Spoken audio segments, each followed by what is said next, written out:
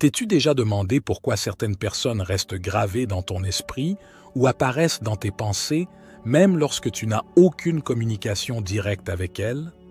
Que te dit cette présence constante et insistante sur ton véritable lien avec ces personnes?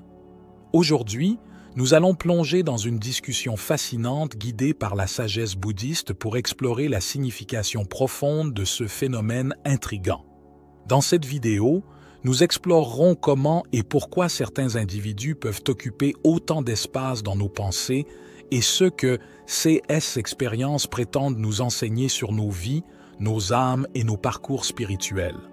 Rejoins-nous dans ce voyage de découverte intérieure et de compréhension spirituelle alors que nous pénétrons dans les profondeurs de l'esprit et de l'âme pour trouver des réponses à ces questions.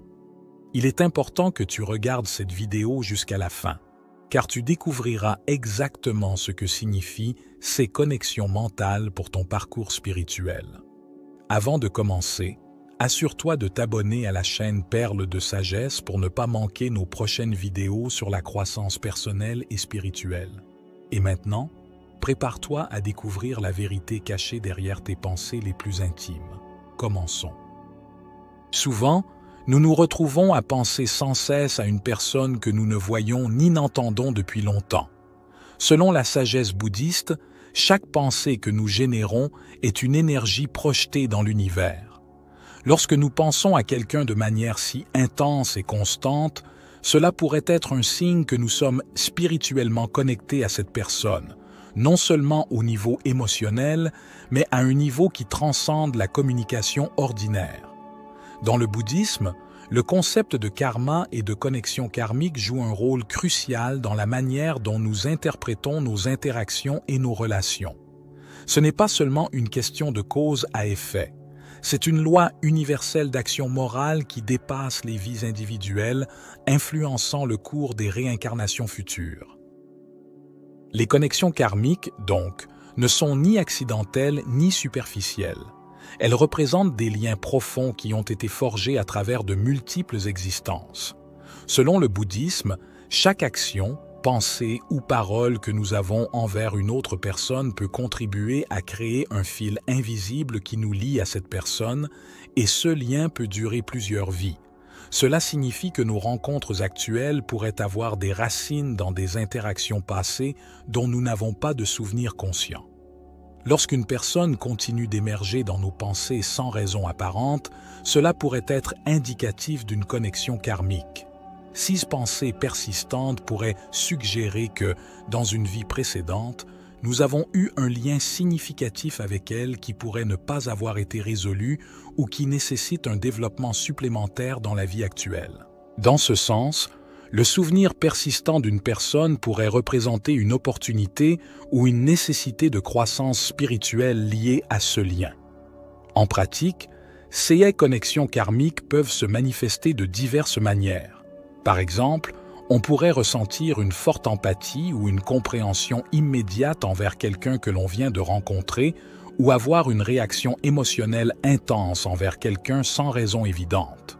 Ces signes peuvent indiquer que l'énergie karmique est encore active et qu'il y a quelque chose à apprendre, résoudre ou libérer. Travailler sur ces connexions karmiques nécessite une profonde conscience de soi et souvent un parcours de méditation ou de pratique spirituelle pour comprendre et transformer ces énergies. Dans le bouddhisme, des techniques telles que la méditation sur la compassion et la pratique du pardon peuvent aider à résoudre ces connexions, en nous libérant, ainsi que l'autre personne, des anciens liens karmiques, nous permettant d'avancer sur le chemin de la libération spirituelle. Grâce à la compréhension des connexions karmiques, nous pouvons commencer à voir nos pensées et nos relations sous un jour plus profond, en reconnaissant comment nos vies passées influencent notre existence actuelle et comment nous pouvons évoluer vers une plus grande harmonie et compréhension de nos liens avec les autres. Il est également très important d'expliquer que, dans le bouddhisme, l'esprit est vu comme un miroir incroyablement puissant, capable de refléter non seulement ce qui se passe autour de nous, mais aussi de révéler les profondeurs de notre être intérieur. Cette vision est basée sur l'idée que nos pensées, désirs et peurs ne sont pas seulement des réactions superficielles aux événements extérieurs, mais des manifestations profondes de notre état mental et spirituel. Lorsque quelqu'un reste constamment dans nos pensées, ce phénomène peut être interprété comme un signe que nous travaillons inconsciemment sur des questions non résolues liées à cette personne ou aux qualités qu'elle représente. Ces pensées persistantes peuvent être un appel de notre moi profond pour examiner et résoudre des problèmes internes que nous n'avons pas encore complètement affrontés. Par exemple, si nous continuons à penser à un vieil ami avec qui nous avons eu un conflit, cela pourrait indiquer un besoin insatisfait de réconciliation ou de clôture. Au contraire, si nous nous retrouvons souvent à penser à une personne que nous admirons, cela pourrait être un signe que nous cherchons à intégrer certaines des qualités que nous voyons en cette personne dans notre propre vie. D'un point de vue bouddhiste, le travail sur COS Pensée offre une opportunité de grandir et d'évoluer spirituellement. Grâce à la pratique de la méditation et de la pleine conscience, nous pouvons observer nos pensées sans jugement ni attachement, nous permettant de mieux comprendre les dynamiques sous-jacentes qui les alimentent. Ce processus d'observation et de conscience aide à reconnaître et à libérer les désirs refoulés, les peurs et les aspirations qui peuvent être bloquées dans des schémas de pensée nuisibles. De plus, la compréhension de la nature illusoire des pensées dans le bouddhisme nous enseigne que, bien qu'elles puissent sembler réelles et tangibles, elles sont en réalité temporaires et changeantes. Reconnaître cette caractéristique impermanente nous permet de nous en détacher plus facilement, réduisant leur capacité potentielle à influencer négativement notre bien-être émotionnel et mental. Avant de continuer avec l'explication, si tu es intéressé à comprendre comment le karma influence tes décisions quotidiennes, regarde notre vidéo « Le cycle karmique et les lois universelles », tu trouveras le lien dans la description. Continuons. Enfin, penser continuellement à quelqu'un peut aussi être un moyen pour notre inconscient de nous pousser vers un parcours de croissance personnelle et spirituelle. Si une personne symbolise quelque chose que nous aspirons à réaliser ou à intégrer dans nos vies, ces pensées persistantes peuvent être interprétées comme une invitation à agir et à faire des choix qui reflètent nos valeurs et aspirations les plus profondes. Ainsi, dans le bouddhisme, le phénomène de penser constamment à quelqu'un n'est pas simplement vu comme une obsession ou une gêne, mais comme un message potentiel de notre moi profond nous invitant à explorer et à résoudre des questions intérieures, nous permettant d'avancer sur le chemin vers une plus grande paix intérieure et réalisation spirituelle.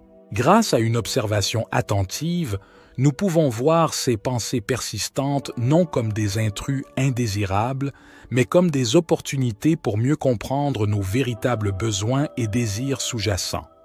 Cette observation peut révéler des schémas de pensée qui influencent notre comportement et nos émotions de manière que nous n'avions pas prévue. En reconnaissant la source de ces pensées, nous pouvons entamer un précieux processus de transformation intérieure. Le bouddhisme met fortement l'accent sur l'importance de la conscience, sati, et du lâcher-prise, vos-agga, deux concepts clés qui aident à traverser cette transformation intérieure. La pleine conscience est le processus de devenir pleinement conscient de nos pensées, sentiments, sensations corporelles et de l'environnement qui nous entoure sans les juger. Le lâcher-prise est le fait de se libérer des attachements et des aversions qui peuvent causer de la souffrance. Dans la culture bouddhiste, la première étape vers une gestion efficace des pensées et des émotions est justement la conscience. Être conscient signifie observer nos pensées et émotions avec détachement et sans jugement. Cela permet de reconnaître la présence d'une certaine pensée ou émotion. Par exemple, penser continuellement à quelqu'un, sans réagir immédiatement de manière émotionnelle ou impulsive. La pleine conscience nous enseigne à voir les pensées comme des objets transitoires. Nous ne sommes pas nos pensées et nous ne devons pas être contrôlés par elles. Le reconnaître réduit leur pouvoir sur nous. Après avoir développé cette conscience, nous devons apprendre à les laisser aller.